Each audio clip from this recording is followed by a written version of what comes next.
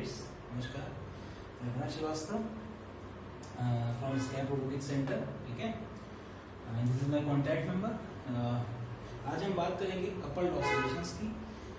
Coupled oscillations एक lecture में cover नहीं होगा, इसको 2 लेक्चर्स एटलीस्ट लगेंगे एक ब्रीफ देने में, और डिटेल में तो अभी और आप देखेंगे तो और ज़्यादा चीज़ें लगेंगी डिटेल में। तो हमने अभी फिलहाल जो है पार्ट 1 में कपल्ड ऑसिलेशन, पार्ट 1 में मैंने जो है अभी 4 केसेस लिए हैं, केस 1, 2, 3 और 4। ठीक है, इनका विश्लेषण किया है, इसको दिखाया है कि कैसे जो है इन पे हम एक टोपोलॉजी डेवलप कर सकते हैं, कैसे वर्क करते हैं इस पे। ठीक है, और इन सब का डिरेक्शन किस मेथोलॉजी के थ्रू होता है, ये बहुत इंपॉर्टेंट फैक्टर है इसके जानने में। आज का लेक्चर थोड़ा सा लेट नाइट में आ रहा हूँ, क्योंकि आज दिन भर यूनिवर्सिटीज़ का वेबिनार मैकेट्रॉनिक्स पे चला, एम्बेडेड सिस्टम पे चला, तो मैंने डिलीवर किया तो वक्त नहीं मिला, इसलिए थोड़ा लेट नाइट बनाने का मौका मिला, और थोड़ी एनर्जी कम हो तो थोड़ा सा माइंड मत करिएगा। तो बात करते हैं केसेस की। तो हम अगर पहला केस लें तो मेरे सारे ही केसेस जितने भी लिए गए हैं, फर्स्ट, सेकंड, थर्ड और फोर्थ, सारे केसेस स्प्रिंग मास पर हैं।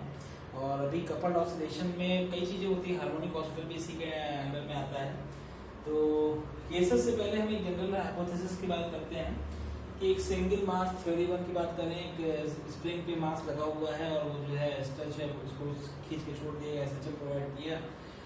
एक हैंगिंग है, उसको भी ऐसे खींच के छोड़ दिया, एसएचएम प्रोवाइड किया। जब इनकी हम फिलॉसफी देख लेंगे तब हम इन पे बढ़ेंगे। ठीक है, क्योंकि फिर ब्लॉक को फिर इस तरह से रखा, फिर 2 स्प्रिंग के बीच में रखा।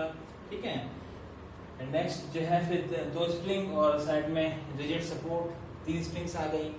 ठीक है, और इसका एक पेक्यूलर केस है, इसी का एक केस ये है। ठीक है, तो बात करेंगे कैसे ये मैनेज होता है। तो इक्वेशंस कैसे बनती है, ये इंपॉर्टेंट है। इक्वेशन बनने के लिए सबसे पहले हम छोटा सा एग्जांपल लेते हैं, एक सिंपल एक हॉरिजॉन्टल सरफेस पे, जो कि आपका स्मूथ हॉरिजॉन्टल सरफेस है, that is a smooth horizontal surface. ठीक है, और स्मूथ हॉरिजॉन्टल सरफेस पे एक ब्लॉक रखा हुआ है, स्प्रिंग से attached, to and fro motion कर रहा है। तो बहुत छोटी सी, इसमें कोई बहुत बड़ी चीजें नहीं है, आप सब जानते होंगे, अपने पढ़ा होगा। x is the displacement of mass m, इस मास का डिस्प्लेसमेंट किसी टाइम पे अगर x है, मतलब कितना खींचा, x खींच के छोड़ दिया गया है, तो ऑब्वियस सी बात है रिस्टोरिंग फोर्स कितना होगा, Fx equals to minus kx। हम सभी जानते हैं रिस्टोरिंग फोर्स जो उसको रिस्टोर करके ओरिजिनल पोजीशन में लाने की कोशिश करेगा।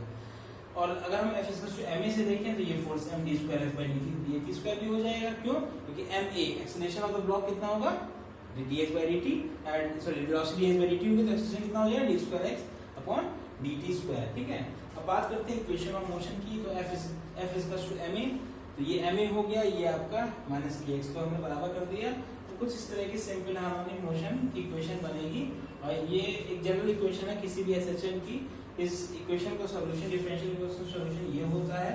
ठीक है, ओमेगा के बाई एम, ये सब आप पढ़ चुके हैं, अभी हम इसको बहुत एम्फसाइज नहीं कर रहे हैं। ठीक है, तो ओमेगा के बाई एम निकल आया यहाँ से, तो क्या होगा, t equals to 2 pi by omega होता है, तो m/2 that is the period of oscillation of this mass. ठीक है, इस मास का पीरियड ऑफ ऑसिलेशन ये होगा। अब अगर ये जो है हम मास को स्प्रिंग से अटैच करके नीचे इसको ऑसिलेट कर लेते हैं, तो क्या करते हैं, हमें यहाँ पे एक इंपॉर्टेंट बात आएगी कि क्या क्वेश्चन पूछा था, क्या ग्रेविटी में, क्या ग्रेविटी ऑसिलेशंस को अफेक्ट करती है स्प्रिंग मास प्रॉब्लम में? तो आंसर होगा no, gravity does not affect the oscillation. कैसे?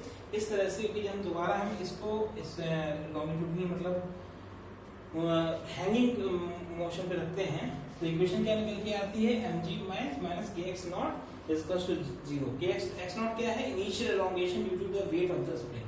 ठीक है, तो अगर डिस्प्लेसमेंट, अगर x देखिए, x नॉट क्या है, x नॉट तो ये वेट के कारण अपना इलोंगेशन हो गया, और इसके फर्दर x क्या हो गया, x आपका आपने जो खींचा उसको बाय द फोर्स F, किसी फोर्स F से अगर हम इसको खींचेंगे, वो x का इलोंगेशन है। x नॉट इलोंगेशन क्या चीज है, x नॉट स्प्रिंग का वेट की ड्यूरेशन के वेट के जो वेट लगा उसकी वजह से जो इलोंगेशन हुआ वो x नॉट है। तो x नॉट और x दोनों अलग अलग चीजें हैं।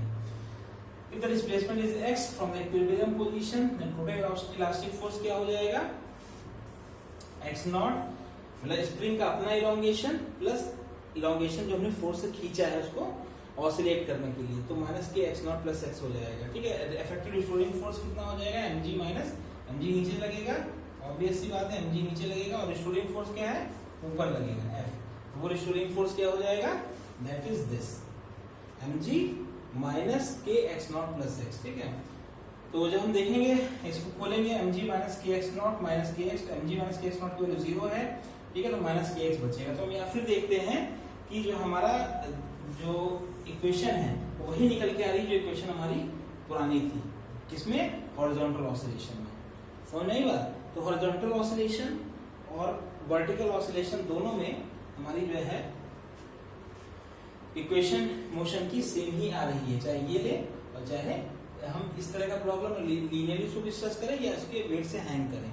इससे क्या होता है, gravity has no effect on the oscillation. ठीक है, ग्रेविटी ऑसिलेशन पे इफेक्ट नहीं डालती है। This is the important thing. तो ये तो हमने प्रूव कर दिया और इससे हमें पता चला कि इक्वेशंस कैसे बनती हैं। ये हमारा मूलभूत इक्वेशन है किसी भी स्ट्रेस जो है स्प्रिंग की मूलभूत इक्वेशन ही है। इन्हीं से सब बाकी सब इक्वेशंस बनेंगे। आप देखेंगे।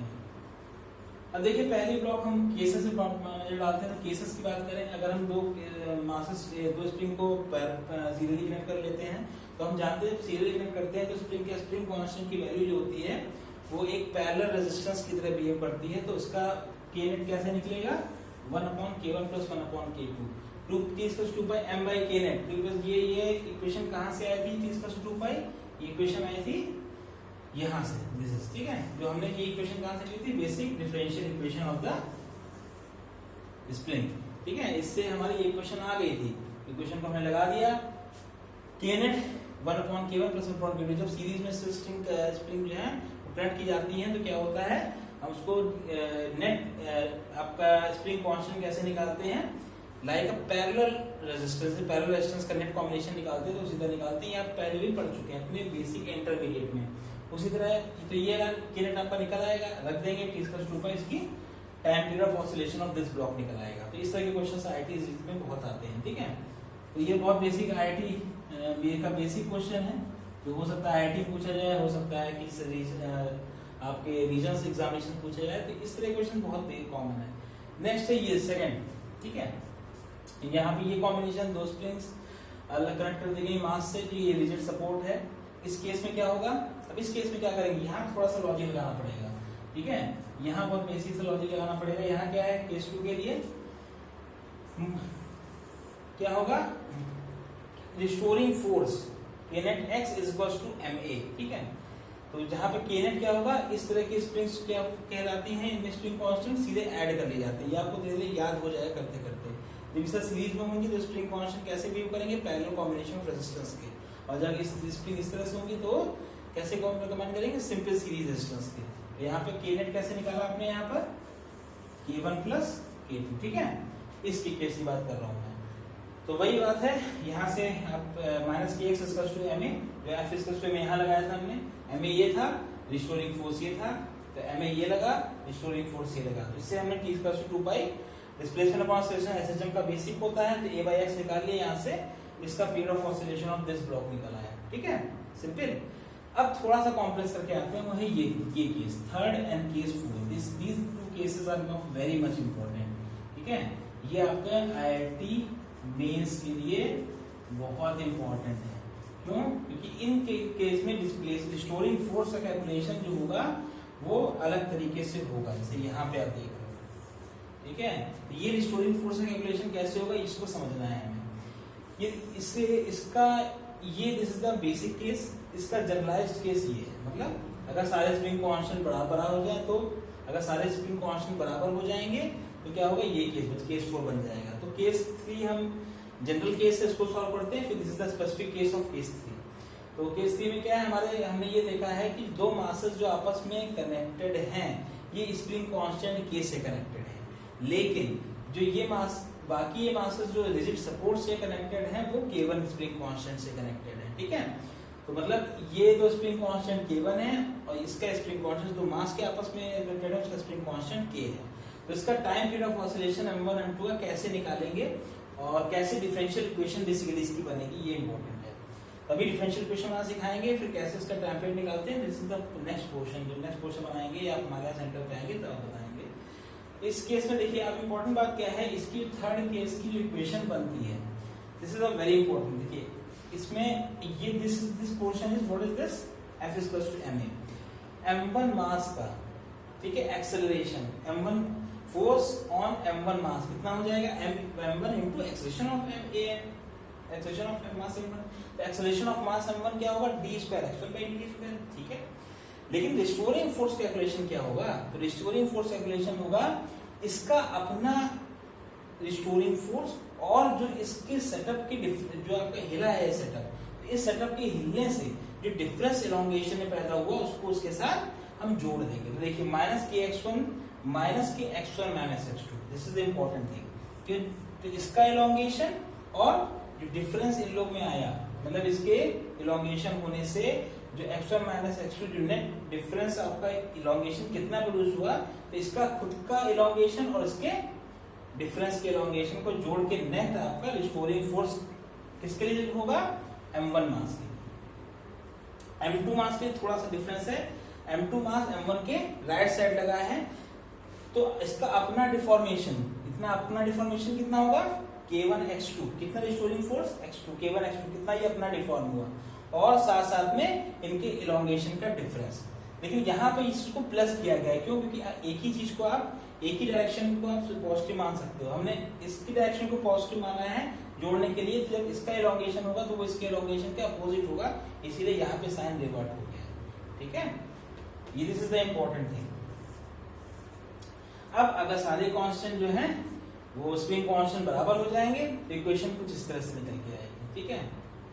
इसको देख लीजिएगा, ये इक्वेशन, ये नेट रिटार्डिंग फोर्स ये क्यों आया है, अगर इसको थोड़ा खोल के देखें यहाँ पर, तो देखिए बात वही है कि इसका डिफरेंस का रिटार्डेशन, अगर हम पहले की बात करें रिस्टोरिंग फोर्स 1 की बात करें, तो केवल इसका अपना retardation plus restoring force retardation of इसका खुद का, इसका अपना x1 का मास m1 का खुद का अपना डिफॉर्मेशन और उनके डिफरेंस का रिटार्डेशन, इसी रिस्टोरिंग फोर्स बनाता है। इसी तरह रिस्टोरिंग फोर्स सेकंड ब्लॉक के लिए क्या होगा, सेकंड ब्लॉक का अपना रिस्टोरिंग फोर्स और उनके डिफरेंस का रिस्टोरिंग फोर्स, लेकिन इसको क्या किया गया है, ऐड किया गया है, क्यों, क्योंकि इसको अगर हम उसके साथ ऐड कर रहे हैं तो ये अपोजिट में उसके जाएगा, इसीलिए यहाँ पर क्या है, दिस इज, यहाँ पर आपका माइनस है, यहाँ पर आपका प्लस है, ठीक है। तो समझना ये चीज, तो ये दो चीजें बहुत इंपॉर्टेंट है, एक ये चीज और एक ये, क्योंकि एक ही साइड को आप केवल जो है ऐड करोगे, अगर एक साइड को ऐड कर रहे हो तो दूसरी साइड के अपोजिट हुआ ना वो चीज, इसीलिए यहाँ पर एक साइड में ऐड में हमने उसको ऐड ही कर दिया उसके साथ, और दूसरी साइड उसके अपोजिट में सब्ट्रैक्शन में आया है, ये retarding force, okay. Next section में बनाऊंगा मैं आपको, ये तो बहुत जनरलाइज, बस सेकंड को केस तो बहुत जनरलाइज थे, लेकिन थर्ड और फोर्थ जो केस है ये आपका मोस्टली पूछा जाता है किसमें, IITs में, ठीक है। ये दो केसेस के लिए ये differential equations are of uttermost important, ये और ये, ठीक है, दिस नहीं बस, ओके, धन्यवाद। नेक्स्ट क्वेश्चन आपका कपल्ड ऑसिलेशंस पार्ट 2 में लाऊंगा, उसमें आपको मैं हैंगिंग और हार्मोनिक ऑसिलेटर के बारे में बताऊंगा। हैंगिंग, अगर किसी दो मासस को बांध दिया जाए स्प्रिंग से, उनको हैंग कर दिया जाए तो वो कपल्ड ऑसिलेशन कैसे बनाते हैं, पार्ट 2 में जाएगा, ठीक है, ओके, नमस्कार।